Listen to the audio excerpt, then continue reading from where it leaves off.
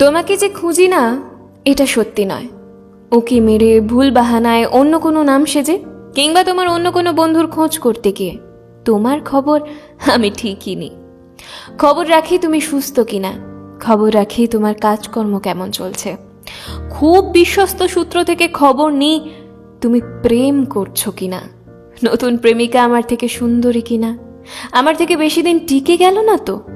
তবে সরাসরি তোমার খোঁজ করা আমার মানায় না।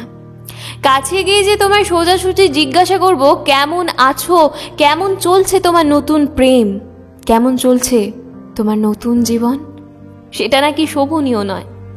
ইচ্ছে চাইলেও তোমার বন্ধুদের জিজ্ঞাসা করতে পারি না যে তুমি আজকাল কার সাথে ঘোরাফেরা করো, কোথায় চাকরি করো, তোমার বাবা মা কেমন আছে, ইত্যাদি ইত্যাদি।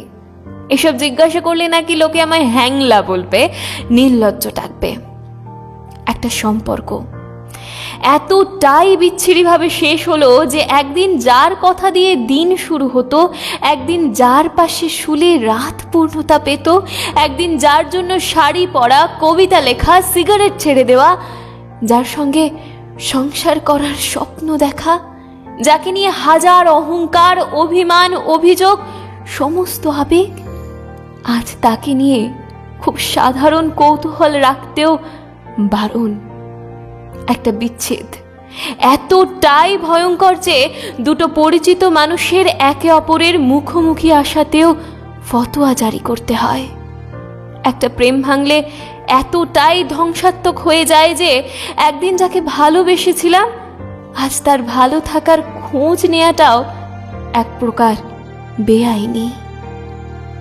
তোমার খোঁজ করি না এটা যেমন সত্যি নয়, এটাও সত্যি যে তোমার খোঁজ রাখতে ভয় হয়। যদি ভাবো আমি তোমার ক্ষতি করতে চাইছি, যদি মুখের ওপর বলে দাও আমার ব্যাপারে নাক গলিও না তো, কিংবা যদি নতুন প্রেমিকাকে আমাকে দেখিয়ে দেখিয়ে হাসো, আমাদের প্রেমটা কি এতখানি ভুল ছিল যে আজ তোমার নামটুকু ঠোঁটে আনতে গেলেও অনুমতি নিতে হবে? আমরা কি এতটাই কম ভালোবেসেছিলাম যে একে অপরকে ভালো থেকো বলতে গেলেও অপমানিত হতে হবে?